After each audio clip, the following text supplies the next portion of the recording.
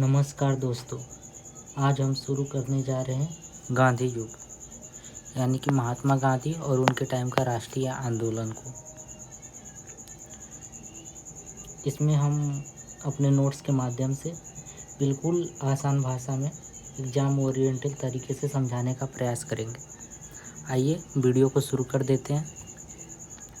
अगर आप हमारे चैनल पर नए हैं तो प्लीज़ चैनल को सब्सक्राइब कर लें और बेल आइकन को दबा दें और लाइक और शेयर करें अपने दोस्तों के साथ इस वीडियो को, क्योंकि इस वीडियो में बहुत ही अच्छा कंटेंट आपको प्रोवाइड करने वाले हैं। चलिए शुरू करते। पहले महात्मा गांधी का एक सामान्य परिचय जान लेते हैं। महात्मा गांधी का जन्म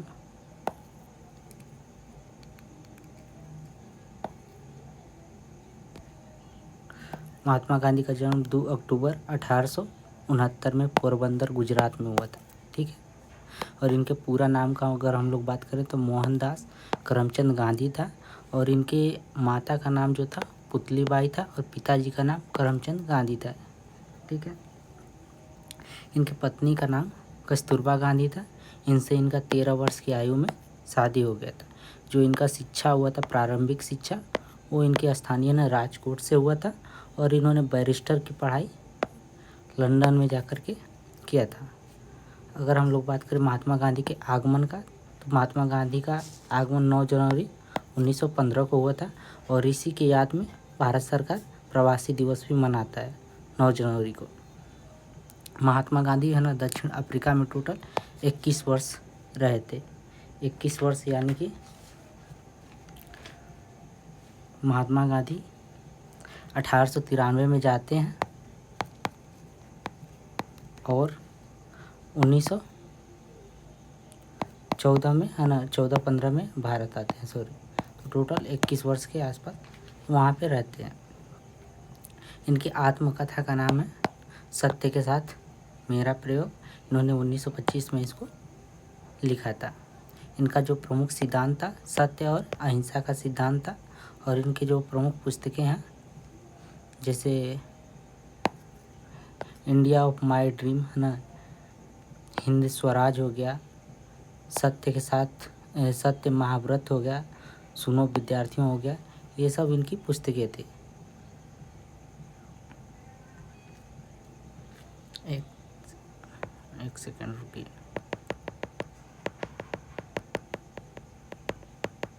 इसका ड्यूरेशन ज़्यादा है, वो टाइम तक रह रहा है। इनके राजनीतिक गुरु का बात करें तो इनके राजनीतिक गुरु हो जाएंगे गोपाल कृष्ण गोखले। ठीक है। और इनका जो मृत्यु हुआ था 30 जनवरी 1998 में हुआ था। नाथूराम गोडसे के द्वारा इनको गोली मार दिया गया था, और लास्ट टाइम पे इनके मुंह से निकलता है हे राम। लेकिन इनको इनकी प्रमुख उपाधियां हैं। ठीक है ना।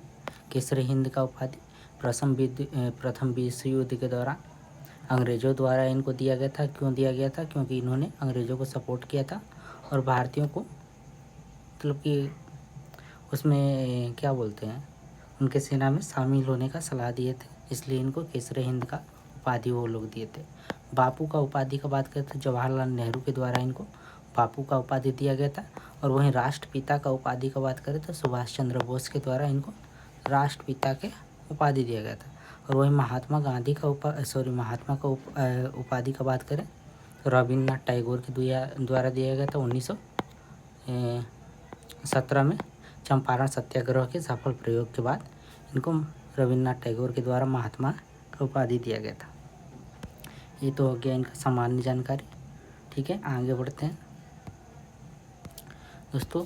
दक्षिण अफ्रीका का अगर हम लोग बात करें है ना, अफ्रीका की यात्रा, तो अफ्रीका महात्मा गांधी गए हुए थे 1893 में जाते हैं। एक सेकेंड रुक जाइए। 1893 में जाते हैं, और क्यों जाते हैं तो ये दादा अब्दुल्ला का केस लड़ने के लिए जाते हैं। वकील के तौर पे जाते हैं वहाँ पे जाते हैं तो भारतीयों के अधिकारों के लिए ना संघर्ष का मतलब कि किए थे। अधिकारों के लिए संघर्ष करते हैं। वहाँ पे भेदभाव कानून और पासपोर्ट कानून का ये विरोध करते हैं। नौकरी हो गया और भूमि हो गया, वोट देने के अधिकार का हो गया, इन सब का मतलब कि वहाँ पे लड़ाई करते हैं। वहाँ पे इन्होंने मतलब कि सत्याग्रह का पहला प्रयोग का बात करें तो 1906 में किया था। वह दक्षिण अफ्रीका में ही किए थे और ये प्रथम प्रयोग किए थे। और 1908 में ये प्रथम बार जेल गए थे। इनके साथ एक घटना भी हुआ था ना, 1893 में इनको रेल टिकट के विवाद हो गया था इनका। दक्षिण अफ्रीका का और भी हम लोग कुछ बात करें दोस्तों, याद करने लायक है ना। तो दक्षिण अफ्रीका में इन्होंने नेशनल इंडिया कांग्रेस का स्थापना किए थे। कब किए थे? तो 1894 में किए थे। और नेशनल नटाल इंडियन कांग्रेस का स्थापना 1894 में किए थे। और दूसरा जो संगठन होता है इंडियन ओपिनियन अखबार को 1903 में ये शुरू किए थे, वहीं दक्षिण अफ्रीका में किए थे। टेस्ट टाइप फोरम का भी स्थापना है 1910 में किए थे। तो इतना चीज़ याद रखेंगे दक्षिण अफ्रीका से रिलेटेड। बाकी आगे बढ़ते हैं, है ना। देखिए, प्रथम विश्व युद्ध के दौरान अंग्रेज़ों का ये समर्थन किए थे 1914 से 18 के दौरान। तो इसी के लिए इनको केसरे हिंद का उपाधि वो लोग दिए थे। और आगे चलते हैं, आगे महात्मा गांधी के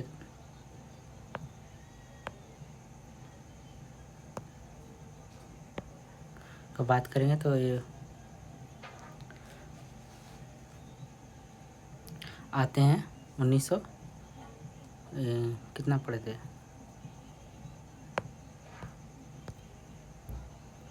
9 जनवरी 1914 को ये इंडिया में आते हैं। इससे पहले भी एक बार 1901 में आए हुए थे। कुछ क्वेश्चन भी पूछता है कि सबसे पहले ना गांधी जी ने कांग्रेस के कौन से अधिवेशन में भाग लिया था। तो 1901 का कलकत्ता अधिवेशन था, उसमें गांधी जी पहली बार भाग लिए थे। गांधी जी जब आते हैं तो गांधी जी मतलब कि यहाँ पे आते हैं तो अपने गुरु है ना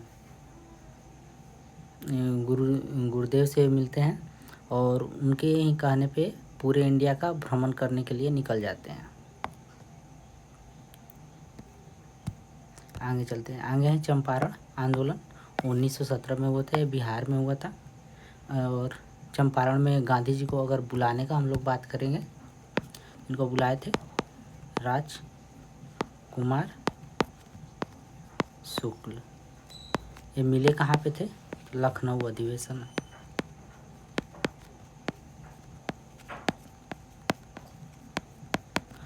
कब? तो 1916 में मिले थे लखनऊ अधिवेशन में। हालांकि ये इनसे पहले भी मिलने का प्रयास कर चुके थे। बनारस में गए हुए थे गांधी जी से मिलने के लिए, लेकिन वहाँ पे भेंट नहीं हो पाया था। तो लखनऊ जाते हैं, लखनऊ में भेंट होता है और गांधी जी से बोलते हैं कि आप बिहार में आगमन कीजिए और चंपारण की स्थिति के बारे में बताते हैं। गांधी जी इनसे वादा करते हैं कि अगर हम बंगाल जाने वाले हैं और बंगाल के लौटते टाइम में आप हमसे मिलिएगा। तो गांधी जी से मिलते हैं और गांधी जी बिहार में पधारते हैं। चंपारण आंदोलन का अगर हम लोग कारण का बात करें क्यों हुआ था, तो इसका कारण जो प्रमुख था, जैसे कि 3 कठिया प्रणाली। ये क्या था 3 कठिया प्रणाली? तो ये निश्चित रूप से है ना इतना क्षेत्र में नील की खेती करनी पड़ती थी, इसी को 3 कठिया प्रणाली बोला जाता था।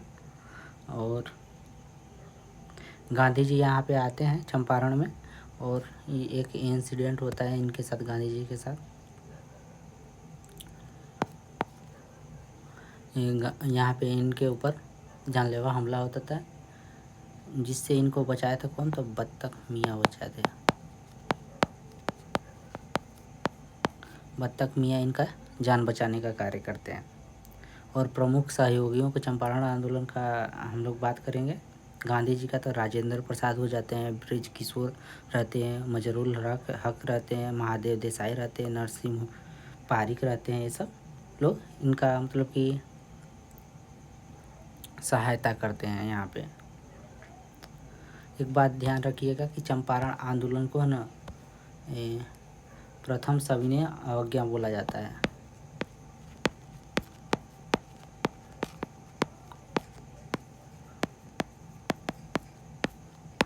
तो याद रखना है ना, चंपारण आंदोलन को प्रथम सविनय अवज्ञा बोला जाता है।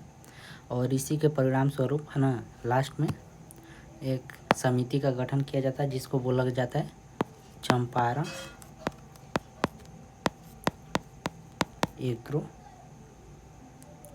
एग्रोरियन समिति, है ना।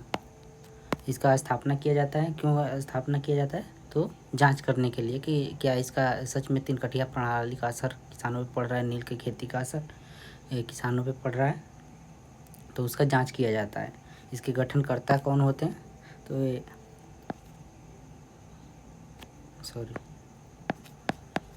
एडवर्ड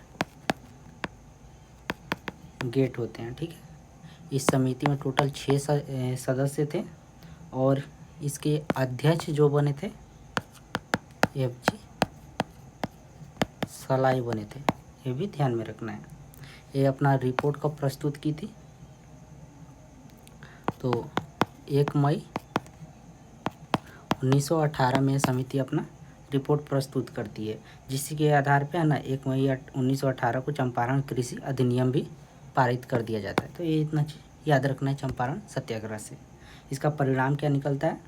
परिणाम निकलता है कि 3 कटिया प्रणाली को समाप्त कर दिया जाता है। ये हो जाता है।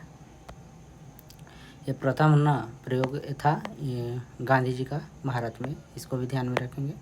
नेक्स्ट जो आगे बढ़ने वाले हम लोग खेड़ा सत्याग्रह की तरफ, ये 1918 में हुआ था, ये गुजरात में हुआ था। थोड़ा सा उल्टा हो गया, नहीं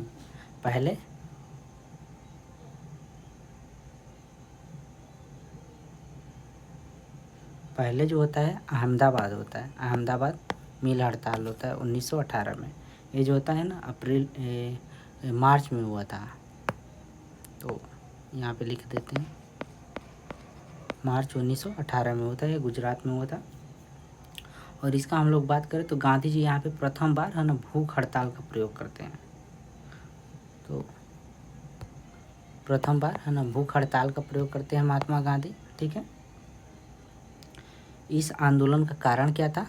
तो जो मजदूर थे वो 50% बोनस मांग रहे थे, लेकिन जो मालिक जो थे यहाँ पे वो 25% देने को तैयार था। जब गांधी जी जाते हैं तो बाद में है ना यहाँ के कर्मचारियों को 35% बोनस दिया जाता है, इसलिए ये आंदोलन सफल रहता है। और यहाँ पे जो गांधी जी को बुलाने का काम करती हैं और अनुसुईया बेन करती हैं, जो इनकी क्या बोलते हैं चिकित्सक भी रही थी। तो अहमदाबाद को हो गया। इसके बाद जो खेड़ा सत्याग्रह हुआ था 1918 में, खेड़ा सत्याग्रह 1918 में अप्रैल में हुआ था, अप्रैल 1918 को हुआ था, गुजरात में ही हुआ था।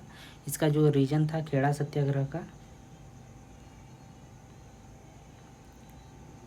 इसका जो रीजन था कि भीषण अकाल पड़ा था, जिस वजह से क्या होता कि फसल नष्ट हो गई थी। और इसके नष्ट होने के बाद भी है ना जो सरकार थी किसानों को मालगुजारी वसूलने की है ना प्रक्रिया जारी रखी थी, यहाँ पे इसको छोड़ नहीं रही थी, जिस वजह से खेड़ा सत्याग्रह हुआ।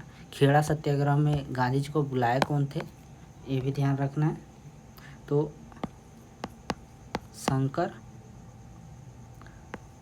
लाल पारिक बुलाए थे। ये सब जगह नहीं मिलेगा, ये हम गांधी जी के जीवनी वाला बुक से निकाले हैं। खेड़ा में इनको बुलाए थे, इतना ध्यान में रखना है। और गांधी जी यहाँ पर जाते हैं, ठीक है ना। तो यहाँ पे प्रथम इस आंदोलन खेड़ा सत्याग्रह को प्रथम असहयोग बोला जाता है, तो ये भी ध्यान में रखना है।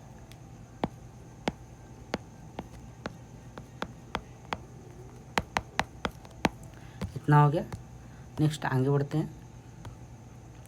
देखिए खेड़ा सत्याग्रह का अगर हम लोग बात करें, इसका जो सहयोगी के रूप में प्रथम बार यहाँ पे है ना वल्लभ भाई पटेल नज़र आते हैं गांधी जी के साथ। इंदु लता याज्ञिक होते हैं। और इसका जो परिणाम निकलता है खेड़ा सत्याग्रह का, 1 वर्ष का जो कर होता है उसको माफ़ कर दिया जाता है, आगामी 1 वर्ष के कर को। ठीक है, तो ये प्रथम मतलब कि सफल हो जाता है। इसके बाद जो आता है ना रोलेट एक्ट, तो रोलेट एक्ट सत्याग्रह भी इसके खिलाफ होता है। पहले तो रोलेट एक्ट था क्या, इसको हम लोग जान लेते हैं। तो भारत में ना क्रांतिकारी गतिविधियों में ना लगातार बढ़ोतरी हो रही थी, तो जिस वजह से अंग्रेज लोग क्या करते हैं कि रोलेट एक्ट लाते हैं। और इसके तहत क्या होता था कि बिना वकील है ना, बिना दलील के, और कितना भी टाइम तक के लिए है ना इसके आधार पे गिरफ्तार किया जा सकता था,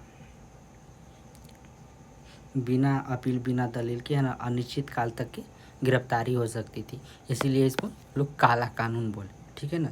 रोलेट एक्ट के अध्यक्ष का बात करें तो सिडनी रोलेट थे। ठीक है, तो इसी के विरोध में गांधी जी क्या करते हैं ना, रोलेट सत्याग्रह करते हैं, है ना। रोलेट सत्याग्रह करते हैं और इसमें 11 सूत्री, सॉरी ये 11 सूत्री मांग है ना, आगे वाला पार्ट है। गांधी जी रोलेट सत्याग्रह करते हैं। कब करते हैं तो 6 अप्रैल 1919 को करते हैं। इसको प्रथम जन आंदोलन बोला जाता है, ये भी ध्यान में रखना है। जो रोलेट सत्याग्रह को प्रथम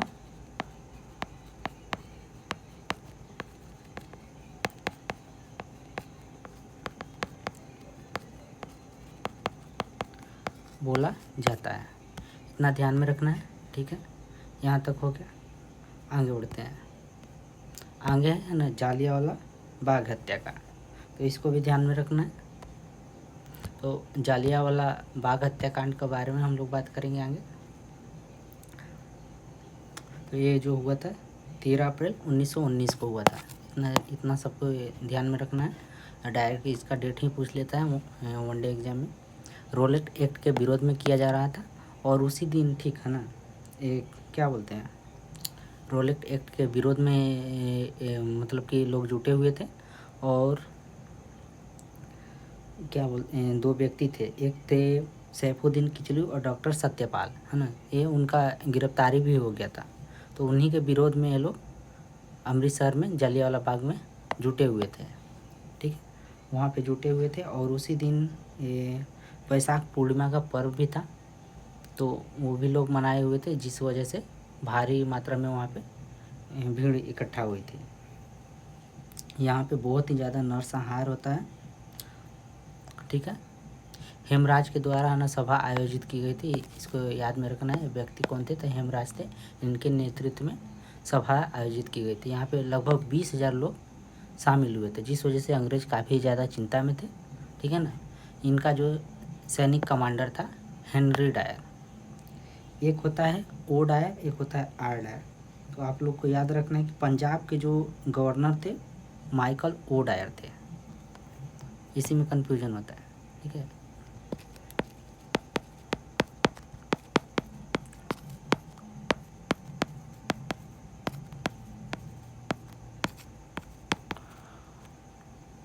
ओ डायर था। ठीक है, माइकल ओ डायर था। और जो गोली चलाने का आदेश दिया था तो वो सैन्य कमांडर था आर डायर। ठीक है, देखिए ये वाला जो था ना, ये आर डायर था। ये आपका यहाँ पे गोली चलाने का आदेश दे दिया था। तो यहाँ पे 150 सैनिकों के द्वारा ना गोलियाँ चलाई गई थी। और समझ लीजिए कि यहाँ पे है ना 1000 लोगों से ज़्यादा की मृत्यु हो गई थी। तो इसमें जो ज़्यादातर याद रखने वाला है कि गोली चलाने का आदेश कौन दिया था, तो आर डायर दिया था। हेनरी रेजिन क्या बोलते हैं इसको, आर डायर ने दिया था। और गोली मतलब कि उस टाइम पे पंजाब का गवर्नर कौन था तो माइकल ओ डायर था। इसी का बाद में क्या करते हैं, उधम सिंह है ना हत्या कर देते हैं। उधम सिंह के द्वारा 1940 में लंदन में हत्या किया जाता है। तो माइकल ओ डायर का किया जाता है, ना कि आर डायर का किया जाता है। तो इसके परिणाम स्वरूप क्या होता है कि जांच आयोग स्थापित किया जाता है। एक जो जांच बनता है ना, हंटर आयोग होता है, ठीक है। इसमें टोटल 8 सदस्य शामिल हुए थे। हंटर की अध्यक्षता में हंटर आयोग का होता है। और एक जो भारतीयों के द्वारा गांधी जी के द्वारा कह सकते हैं कि समिति स्थापित की जाएगी, तहकीकात समिति।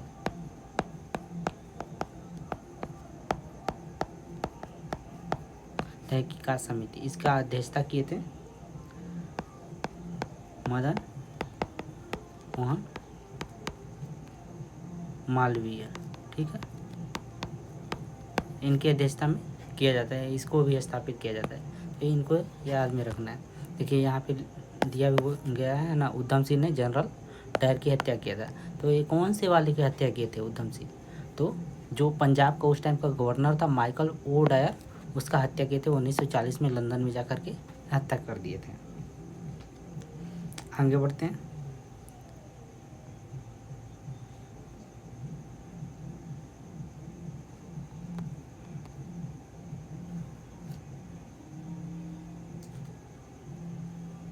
आगे खिलाफत आंदोलन।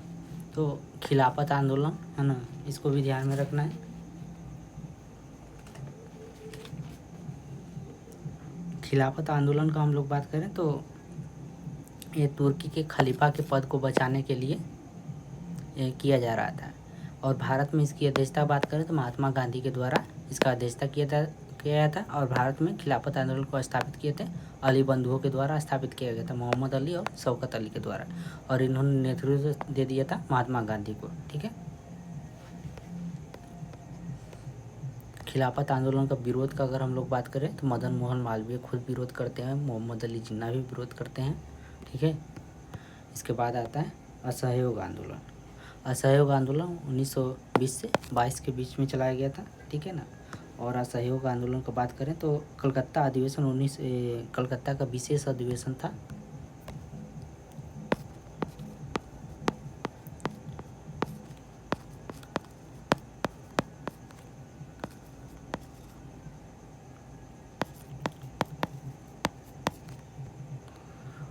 उन्नीस 1920 में ना इसको प्रस्तावित किया गया था, ये भी ध्यान में रखना है। और इसको शुरू करने वाले स्वयं महात्मा गांधी थे, ठीक है ना। कारण का अगर हम लोग बात करें तो कारण वही थी कि ना क्या बोलते हैं, रोलेक्ट एक्ट है ना, रोलेक्ट एक्ट का हो जाएगा, जालियांवाला बाग हत्याकांड हो जाएगा, खिलाफत का मुद्दा हो जाएगा। इन सभी को देख करके महात्मा गांधी एक अवसर के रूप में ना, हिंदू मुस्लिम का मेल के रूप में असहयोग आंदोलन को शुरू कर देते हैं। इसी के दौरान अली बंदियों को गिरफ्तार भी कर लिया जाता है। और 5 फरवरी 1922 को चौरी चौरा घटना हो जाता है, ठीक है। देखिए अगर हम लोग बात करें ना, इसका बहुत ही इम्पोर्टेंट पार्ट हो जाता है ना, बार बार एग्जाम में पूछता है इसका उद्देश्य के बारे में असहयोग आंदोलन का। पहला जो हो जाएगा कि स्वराज, एक वर्ष में गांधी जी खुद नारा देते हैं, वर्ष में स्वराज प्राप्ति, ठीक है, इसको ध्यान में रखना है। दूसरा जो हो जाता है इसका उद्देश्य के रूप में ना, ब्रिटिश सरकार के साथ है ना असहयोग।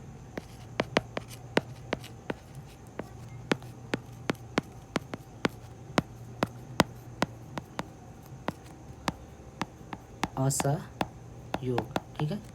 और थर्ड जो हो जाता है इसका पॉइंट कि अहिंसात्मक तरीके से विरोध करना।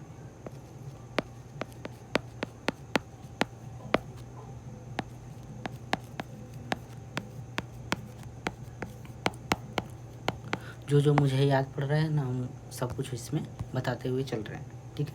इसके लिए बहुत सारे है ना कार्यक्रम चलाए गए थे, जिसे एक बहिष्कार को लेकर के चलाया गया था कि स्कूल हो गया, कॉलेज हो गया, उसका बहिष्कार करना है, अदालत हो गया उसका बहिष्कार करना है, विदेशी वस्त्र का होली करना है ना, सरकारी नौकरी हो गया उसका बहिष्कार करना है। और सकारात्मक पक्ष में देखा गया है ना असहयोग आंदोलन का, जैसे स्वदेशी खादी को बढ़ावा देना है। ये भी नारा दिया गया। राष्ट्रीय शिक्षा संस्थाओं का स्थापना करना है। इसी के दौरान है ना जामिया मिलिया हो गया, काशी विद्यापीठ हो गया, इन सब का स्थापना किया जाता है। पंचायतों का गठन करना है। हिंदू मुस्लिम एकता पर जोर देना है। अस्पृश्यता का अंत करना है। तो ये भी ध्यान में रखना है कि अस्पृश्यता संबंधित भी मुद्दा असहयोग आंदोलन में उठा था। बार बार छाटने के लिए दे देता है। बड़ा एग्जाम हो गया ना, यूपीएससी हो गया या यूपीएससी हो गया, अलग से अलग के लेवल एग्ज़ाम का उसमें देता है। इसी के दौरान चौरी चौरा कांड हो जाता है। 5 फरवरी 1922 को हो जाता है। और जो हुआ था चौरी चौरा यूपी में हुआ था। कहाँ पे हुआ था? गोरखपुर में। गोरखपुर में हो जाता है। ठीक है। भीड़ ने ना पुलिस थाना पे आक्रमण कर दिया था। 22 पुलिस कर्मियों को ना यहाँ पे मार दिया गया था। तो संख्या भी याद रखना, 22 पुलिस कर्मी को मारा गया था। इसको भी ध्यान में रखना है। फिर गांधी जी प्रतिक्रिया देते हैं। ठीक है ना। 12 फरवरी 1922 को क्या करते हैं? महात्मा गांधी ने स्थगित कर दिया इस आंदोलन को। ठीक है। और कहाँ से किया था? तो ये बारदोली से किए थे। बारदोली से ही वहाँ पे बैठक बुलाते हैं और इसको स्थगित कर देते हैं। ठीक है। और इसके बाद 1924 में 6 वर्ष के कारावास भी बारदोली में है ना महात्मा गांधी को दिया जाता है। आंदोलन की असफलता का कारण वही है ना कि 1 साल है ना स्वराज की लक्ष्य अधूरा रह गया। और इसमें सफलता क्या मिलता है कि कांग्रेस है ना अभिजात वर्ग से लेकर के जन संगठन वर्ग के रूप में जो हो जाता है। यहाँ पे हम बताना चाहते हैं कि कौन कौन से लोग थे जो इसका विरोध किए थे असहयोग आंदोलन का। तो एक तो एनी बेसेंट हो जाएंगी, है ना। फिर जिन्ना हो जाएंगे और मदन मोहन मालवीय हो जाएंगे। ये लोग क्या किए थे कि असहयोग आंदोलन का विरोध किए थे। तो ये सारी चीज़ें है ना आप लोग को धीरे धीरे नोट डाउन करना होगा या रिवीजन के तौर पर दोबारा से वीडियो को देख लीजिएगा। चीज़ें सारी की सारी क्लियर हो जाएगा। आगे बढ़ते हैं। असहयोग आंदोलन को देख लिए हम लोग। नेक्स्ट जो होने वाला है स्वराज पार्टी, है ना। तो स्वराज पार्टी का गठन। देखिए असहयोग आंदोलन को स्थगित करने के कारण है ना कुछ लोग होते हैं जो कि गांधी जी का विरोध करने लगते हैं और कांग्रेस का भी विरोध करने लगते हैं। इनका मानना होता है कि है ना कि अगर गांधी जी इसको अथवा नहीं किए होते, स्थगित नहीं किए होते, तो स्वराज का मुद्दा बना रहता है और शायद 1 साल में स्वराज की प्राप्ति हो सकती थी। इसका स्थापना की बात करें हम लोग तो CR दास और मोतीलाल नेहरू ने किया था। संस्थापक हो जाएंगे चित्तरंजन दास और मोतीलाल नेहरू। ठीक है। इसके अध्यक्ष जो बने थे चित्तरंजन दास बने थे। ठीक है ना। और महासचिव जो बने थे नेहरू बने थे। महासचिव के रूप में पंडित नेहरू बने थे, मोतीलाल नेहरू बने थे। देखिए अगर इसके हम लोग बैकग्राउंड के बारे में इन लोगों की बात करें, ये लोग असहयोग आंदोलन के दौरान है ना कांग्रेस 2 पार्ट में विभाजित हो जाती है। एक होते हैं प्रो चेंजर, ठीक है। एक होते हैं नॉन चेंजर, ठीक है। तो जो प्रो चेंजर लोग होते हैं ना ये चुनाव लड़ करके है ना और विधायिका में अंदर से जा करके क्या करते हैं, मतलब कि विरोध करना चाहते हैं। ठीक है ना। जो नॉन चेंजर थे पहले से जो चीज़ें चली आ रही थी जैसे गांधी जी चला रहे थे उनके साथ जुड़े हुए थे। प्रो चेंजर में कुछ लोगों का नाम आता है जैसे CR दास हो गए, मोतीलाल नेहरू हो गए, है ना, विट्ठल भाई पटेल हो गए। ये लोग प्रो चेंजर थे। और नॉन चेंजर में जो थे गांधी जी के सहयोगी जो थे ना वो लोग थे जैसे राजगोपालाचारी हो गए, वल्लभ भाई पटेल हो गए, राजेंद्र प्रसाद हो गए। ये लोग नॉन चेंजर वाले थे। तो ये हो गया स्वराज पार्टी। ठीक है ना। इसमें इस वीडियो में ज़्यादा डिटेल में जाने की ज़रूरत नहीं है, डिटेल में एक और वीडियो बनाऊंगा, लेकिन ये जो है वनडे एग्ज़ाम को देखते हुए बनाया गया है वीडियो, ठीक है। आगे है साइमन कमीशन। साइमन कमीशन को हम लोग बात कर लेते हैं। तो साइमन कमीशन है ना, इसका गठन किया जाता है 1927 में गठन किया जाता है, और भारत में कब आता है, 1928 में आता है। इसको गठन करने का जो मुख्य उद्देश्य होता है, तो मोंटेगू चेम्सफोर्ड सुधार के दौरान है ना 1919 में बोला गया कि इसका समीक्षा करने के लिए 10 वर्षों के बाद है ना एक कमेटी आएगा, एक आयोग आएगा, जो कि इसके सुधारों का समीक्षा करेगा। तो लेकिन अगर हम लोग यहाँ पे जोड़ेंगे है ना, 1919 से लेकर के 10 वर्ष, तो 1929 होना चाहिए, 1929 में आना चाहिए, लेकिन ये 1927 में ही बन जाता है, 28 में आ जाता है। इसका कारण होता है एक साल पहले आने का, कि जो ब्रिटेन में थी वो कंजर्वेटिव सरकार थी, ठीक है ना, कंजर्वेटिव पार्टी का सरकार था। उनको डर था कि लेबर पार्टी वाले अगर आएंगे है ना, तो इस पे इन सुधारों पे सवाल उठेगा, और लेबर पार्टी जो थी है ना ज़्यादातर भारतीयों के पक्ष में होती थी, जिससे उनका निंदा हो सकता है। इसलिए लोग क्या करते हैं, 1 वर्ष पहले ही इसका गठन कर देते हैं और इंडिया में ला देते हैं। साइमन कमीशन है ना, साइमन कमीशन का हम लोग बात करें तो इसकी अध्यक्षता सर जॉन साइमन के द्वारा किया गया था। सर जॉन साइमन के द्वारा किया गया था, और इसमें जो टोटल सदस्य थे, टोटल 7 लोग थे, एक भी भारतीय नहीं थे, पहले नंबर तो बात, ठीक है ना, पहला नंबर कि एक भी इसमें भारतीय कोई नहीं था। कांग्रेस जो होती है ना, कांग्रेस पहले ही मन बना ली थी इसका विरोध करने का। कांग्रेस ने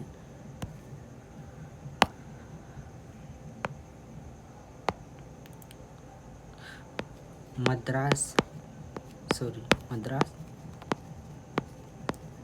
अधिवेशन 1927 में है ना, इसका मतलब कि पूर्ण बहिष्कार का निर्णय किया था।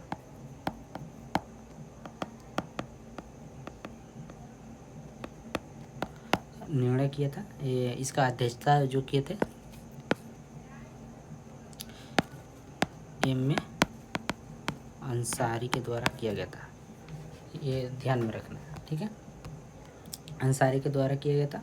और इसमें नारा आता है ना, इसके विरोध में 1928 में 3 फरवरी 1928 को नारा दिया जाता है, साइमन गो बैक। बम्बई से नारा आता है कि साइमन गो बैक, ठीक है ना, साइमन गो बैक का नारा आता है। ये नारा को दिए थे लाला लाजपत राय, ठीक है। और इनके साथ एक घटना हो जाता है। घटना क्या होता है कि 17 नवंबर 1900 है ना, सैंडर्स के द्वारा लाठीचार्ज कराया जाता है। सैंडर्स के द्वारा लाठीचार्ज कराया जाता है, जिनमें इनको चोट लग जाता है, और 17 नवंबर 1928 को इनका मृत्यु हो जाता है, लाला लाजपत राय का। तो ध्यान में रखना है कि लाठीचार्ज कौन करवाया था, सैंडर्स के द्वारा कराया गया था। इसके बाद आगे है नेहरू रिपोर्ट। नेहरू रिपोर्ट है ना 1928 में लाया गया था, फरवरी 1928 में। अगर नेहरू रिपोर्ट का लाने का हम लोग बात करें है ना, तो क्यों लाया गया था, तो जो साइमन कमीशन आया था, साइमन कमीशन का भारत में विरोध किया जा रहा था, तो लॉर्ड बर्कन हेड के द्वारा है ना भारतीयों को चुनौती दिया गया था। किसके द्वारा, बर्कन हेड के द्वारा भारतीयों को चुनौती दिया गया था कि तुम लोग इतना विरोध कर रहे हो, तो तुम लोग खुद से अपना है ना एक संविधान बना करके दिखाओ। तो छोटा सा एक संविधान के रूप में नेहरू रिपोर्ट को लाया जाता है। नेहरू रिपोर्ट को गठन करने का हम लोग बात करें तो कौन किया था, मोतीलाल नेहरू खुद इसको तैयार किए थे, और इसके सदस्य के रूप में जवाहरलाल नेहरू भी इनके साथ में थे, ठीक है ना। इसमें बहुत सारी मांगे की गई थी, जैसे डोमिनियन स्टेट का मांग किया गया था, सांप्रदायिक निर्वाचन का त्याग का मांग किया गया था, 19 प्रकार के मौलिक अधिकार का मांग किया गया था, ठीक है ना। ये सारा चीज़ों मांग किया गया था। और नेहरू रिपोर्ट के हम लोग बात करें विरोध का विरोध कौन किया था? तो फेमस नाम है ना, खुद सुभाष चंद्र बोस किए थे। जवाहरलाल नेहरू भी विरोध करते,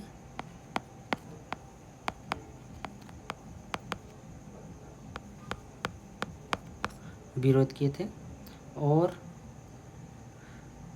सत्यमूर्ति किए थे। 3 नाम याद पड़ रहा है, ठीक है ना। इनका ये लोग विरोध किए थे। विरोध करने का कारण वही था कि नेहरू रिपोर्ट में डोमिनियन स्टेट की मांग की गई थी, और ये लोग चाहते थे कि नहीं, अब डोमिनियन स्टेट नहीं हमको चाहिए, अब हमको चाहिए पूर्ण आज़ादी चाहिए। तो इसीलिए पूर्ण स्वराज चाहिए, इसीलिए ये लोग मतलब कि इसका विरोध कर रहे थे। और इसका विरोध के रूप में मुस्लिम लीग भी करती है ना, एमएल के द्वारा किया जाता है। क्यों किया जाता है? क्योंकि नेहरू रिपोर्ट में है ना, जो सांप्रदायिक निर्वाचन को त्याग करने का बात किया गया था, इसलिए लोग इसका विरोध करते हैं। और जिसके बाद क्या होता है कि जिन्ना है ना बदले में 14 सूत्री मांग लाते हैं। आगे काफ़ी आगे बढ़ जाएंगे, नहीं, 1-2 चीज़ और जान लेते हैं। लाहौर अधिवेशन छूट जाएगा, है ना, कांग्रेस का लाहौर अधिवेशन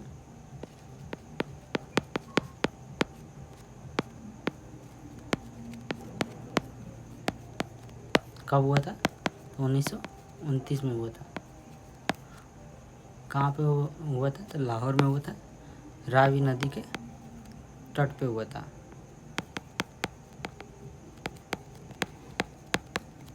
इतना ध्यान में रखना है। और किसके नेतृत्व में हुआ था? जवाहरलाल नेहरू के नेतृत्व में हुआ था। और क्यों ये फेमस है? तो यहाँ पे पहली बार है ना, कांग्रेस के मंच से पूर्ण स्वराज का मांग किया गया था, ठीक है ना, पूर्ण स्वराज का मांग किया गया था। और निर्णय लिया गया था कि यहीं पे क्या है, मतलब कि पहली बार है ना 26 जनवरी 1929 को है ना स्वाधीनता दिवस मनाया गया था, ठीक है ना। पहली बार स्वाधीनता दिवस के रूप में मनाया जाता है।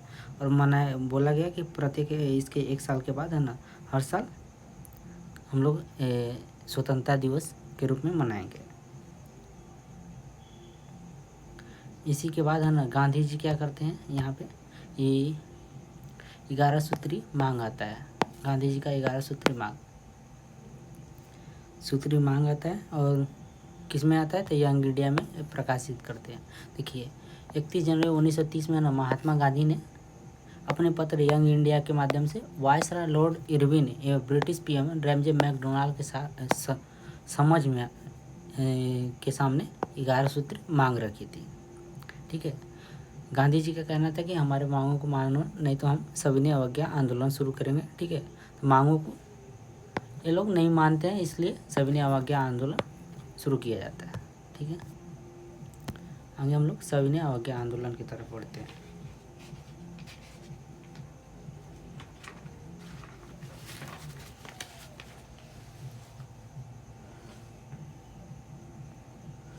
तो सविनय अवज्ञा आंदोलन की बात करें तो गांधी जी का दूसरा सबसे बड़ा आंदोलन था। इसका प्रारंभ का हम लोग बात करें तो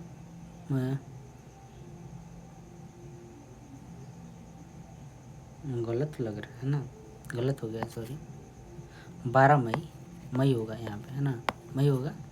1930 को शुरू किया गया था इसको, 12 मई 1930 को दांडी मार्च शुरू कर दिया गया था, ठीक है। दांडी शुरू किया गया था। और ये साबरमती से चल करके गांधी जी दांडी जाते हैं, गुजरात में पड़ता है दांडी, वहाँ पे इस आंदोलन को तोड़ने का कार्य करते हैं।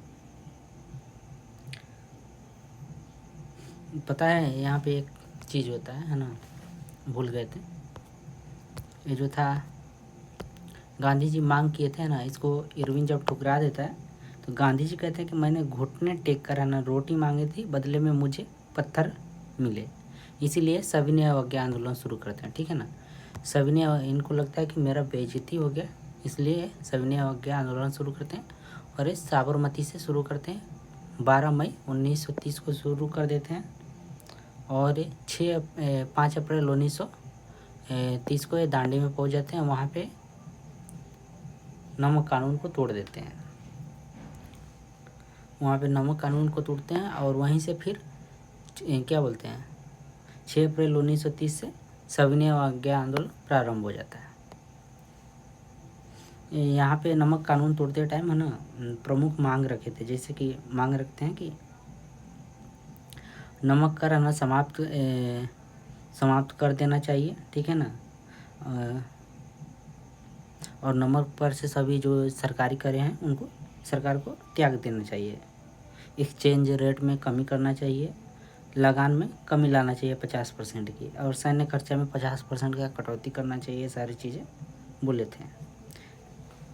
तो इतना सारा चीज़ हो गया। ये जो है ना यहाँ पे जाते हैं दांडी से,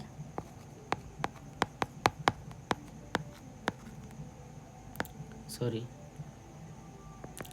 उल्टा हो गया,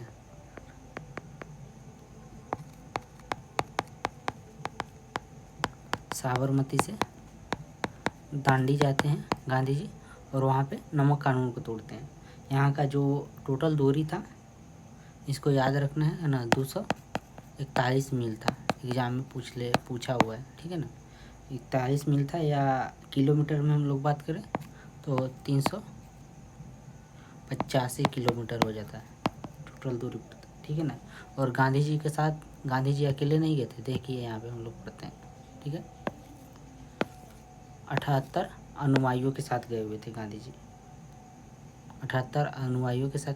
फिर से यहाँ पे मिस्टेक हो गया है ना, सॉरी, ये मई होगा। 12 मई 1930 को गए थे गांधी जी ने 78 अनुयायियों के साथ साबरमती आश्रम से ना दांडी गए हेतु यात्रा प्रारंभ करते हैं। नमक कानून का उल्लंघन करते हैं तथा सविनय अवज्ञा औपचारिक रूप से 6 अप्रैल 1930 को शुरू करते हैं, ठीक है ना। और जो टोटल मतलब कि साबरमती से दांडी जाने में टाइम लगा था वो 24 दिन लगा था। इसको भी ध्यान में रखना है। और यहाँ पे तो तोड़ देते हैं, ठीक है ना। इसके बाद फिर देखिए 4 मई को है ना गांधी जी को गिरफ्तार कर लिया गया था। जिसे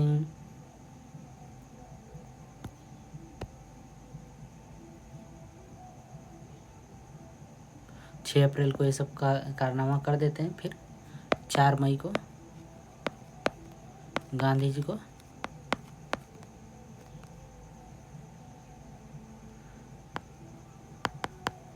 गिरफ्तार कर लिया गया था। कारण वही था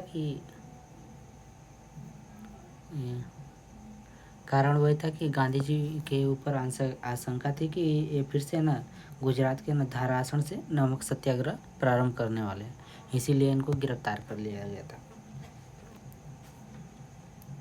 अगर हम लोग ना सविनय अवज्ञा आंदोलन का बात कर लिए, इसको देख लिए। इसके बाद गोलमेज सम्मेलन आता है, इसको देख लेते हैं। गोलमेज सम्मेलन और गांधी इरविन समझौता। तो मई 1930 में ना साइमन कमीशन की रिपोर्ट पर चर्चा होती है और लंदन में 3 गोलमेज सम्मेलन का आयोजन किया जाता है, ठीक है।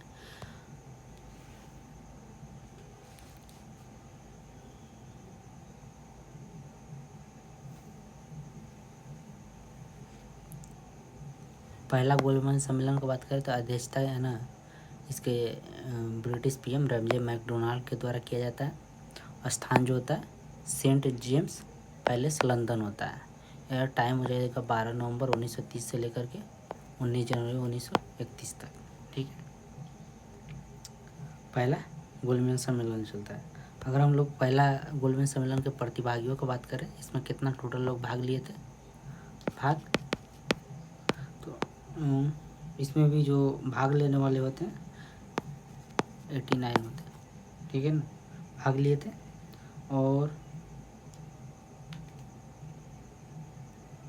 इसमें मुस्लिम लोग हो गया है ना, मुस्लिम लीग और हिंदू महासभा,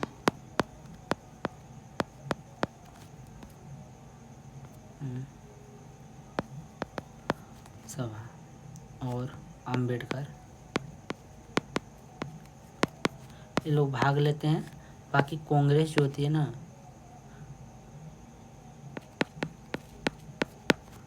ये इसका विरोध कर देते हैं, ये भाग नहीं लेते हैं। ठीक है, कांग्रेस वाले भाग नहीं लिए थे, इतना ध्यान में रखना है।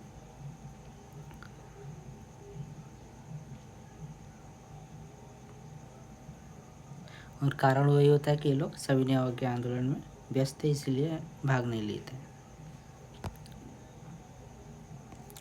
इसके बाद आता है, इसके बाद फिर गांधी इरविन समझौता होता है। ठीक है ना, तो गांधी इरविन समझौता होता है 5 मार्च 1931 को।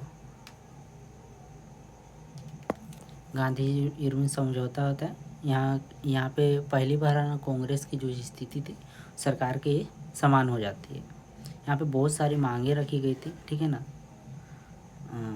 जिसको इरविन मतलब कि मना कर देता है। ये दो, उसमें से दो मांग को है ना इरविन मना कर देता है। जैसे कि पुलिस जाति की जांच की जाए, है ना, जो कि साइमन कमीशन के दौरान हुआ था, और क्या बोलते हैं, सविनय अवज्ञा आंदोलन के दौरान हुआ था। तो उसकी जाति की जांच कराने को गांधी जी मांग कर रहे थे। और दूसरा जो था कि भगत सिंह व उनके साथियों की फांसी की सज़ा माफ़ कर दी जाए।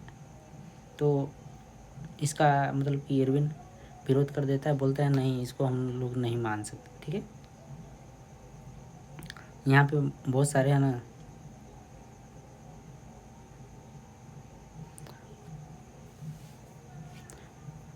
इसको मना कर दिया जाता है।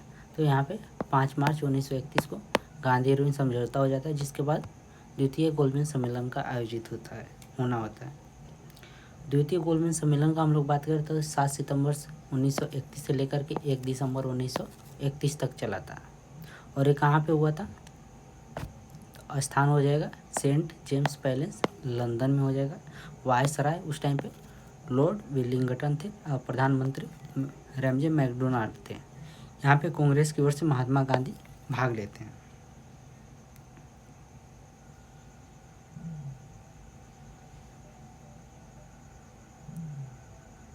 गांधी जी यहाँ पे भाग लेते हैं। ठीक है, लेकिन सांप्रदायिक मसले पर कोई समझौता नहीं निकलता है, इसलिए द्वितीय गोलमेज सम्मेलन विफल हो जाता है। तो गांधी जी यहाँ पे एक फेमस क्वेश्चन पूछता है कि गांधी जी ना भाग लिए थे तो कौन से जहाज से गए थे?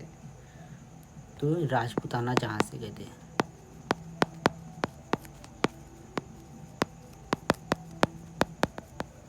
और फिर वापस कौन से जहाज से आए थे, है ना? वापस आए थे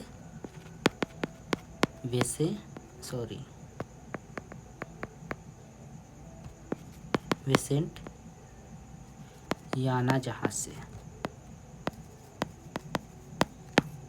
ये हो गया है ना, ये इसको पूछ लिया है एग्जाम में, कोई वनडे एग्जाम में इसको नहीं अभी तक पूछा, तो इसको भी बता दिए यहाँ पे।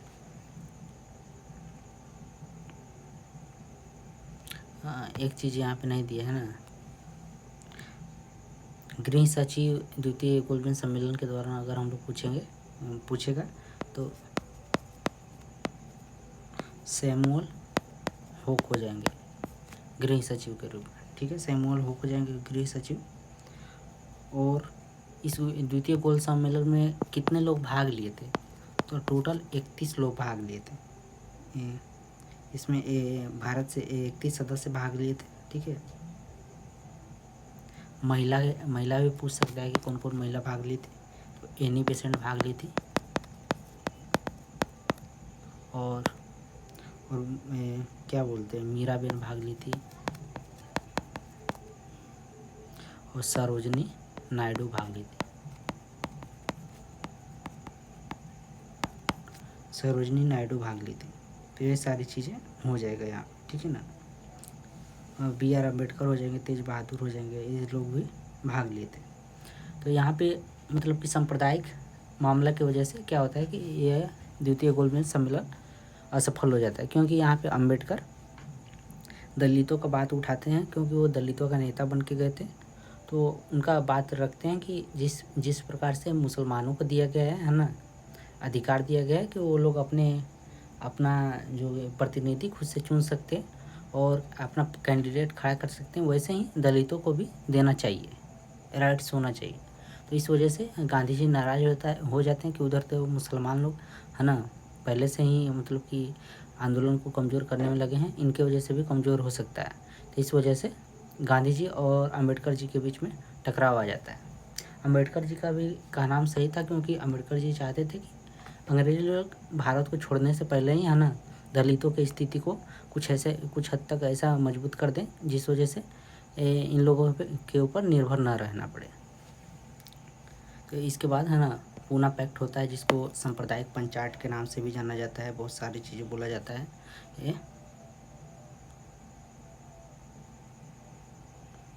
ये हो जाता है ना 26 सितंबर 1932 को हो जाता है। यहाँ पे महात्मा गांधी और अंबेडकर के बीच समझौता होता है। कहाँ पे होता है? तो यरवदा जेल में होता है, पूना में होता है। यहाँ पे गांधी जी है ना भूख हड़ताल पे बैठ गए थे, ऐसा लग रहा था कि मृत्यु हो जाएगा, इसलिए अंबेडकर जी मान जाते हैं। चलिए ठीक है, समझौता होता है। समझौता ज्ञापन पे अगर हम लोग बात करेंगे कि हस्ताक्षर कौन किया था, तो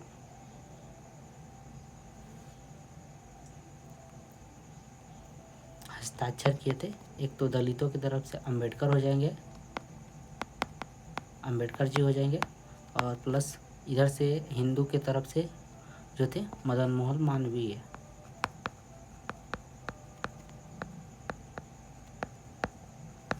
इन लोगों के बीच ये लोग उस पर क्या बोलते हैं पूना पैक्ट पे समझौता किए थे। यहाँ पे पृथक निर्वाचन मंडल को त्याग दिया जाता है। बाकी है ना प्रांतीय विधान मंडलों में दलितों के लिए 71 से 147 सीटें देने की बातें की जाती है, और केंद्रीय विधानमंडल में एक 18% सीटें आरक्षित करने की बातें की गई थी। बहुत सारा चीज़ें होता है, छोड़िए सब काम करनी है। आगे बढ़ते हैं। आगे हरिजन सेवक संघ है ना, तो यहाँ पे अंबेडकर जी का पीड़ा है ना महात्मा गांधी थोड़ा थोड़ा कुछ समझ जाते हैं कि वो किन वजहों से अंबेडकर जी हाथ पे बैठे होते, इसलिए ये चाहते हैं कि अब अस्पृश्यता का भी है ना मुद्दा है उठाएं। तो हरिजन सेवक संघ का बात करें तो इसकी स्थापना 30 सितंबर 1932 को किए थे और महात्मा गांधी खुद किए थे। इसके प्रथम जो अध्यक्ष बने थे घनश्याम दास बिरला बने थे, और गांधी जी हरिजन पत्रिका भी निकालते हैं, 1933 में प्रारंभ हो जाती है। हरिजन यात्रा भी करते हैं, शुरू कर देते हैं गांधी जी, गांव-गांव है ना ये सब जा कर के लोगों को समझाने के लिए हरिजन यात्रा शुरू किया जाता है। नवंबर 1933 से अगस्त 1934 तक का ये किया जाता है। बाकी हम लोग थर्ड गोलमेज सम्मेलन का बात करें तो इसका आयोजन नवंबर 1932 में किया गया था, दिसंबर 1932 तक चला था। इसमें कांग्रेस और मुस्लिम लीग ने भाग नहीं लिया था, दोनों लोग नहीं लेते हैं। अंबेडकर ने है ना तीनों गोलमेज सम्मेलन में अंबेडकर जी ने भाग लिया था, इसको भी आपको ध्यान में रखना है। ये वीडियो काफ़ी लंबा जा रहा है, ठीक है, इसको यहीं पे स्टॉप करते हैं और नेक्स्ट में यहाँ से शुरू करेंगे और 1947 तक जाने का प्रयास करेंगे, क्योंकि बहुत सारी चीज़ें अभी छूटेगा इसमें है ना, जैसे क्रिप्स मिशन हो जाएगा, भारत छोड़ो आंदोलन हो जाएगा, अगस्त प्रस्ताव हो जाएगा, कैबिनेट वाला, बहुत लंबा चीज़ है, तो उसको नेक्स्ट सेकेंड पार्ट में देखने का प्रयास करेंगे। चलते हैं, जय हिंद।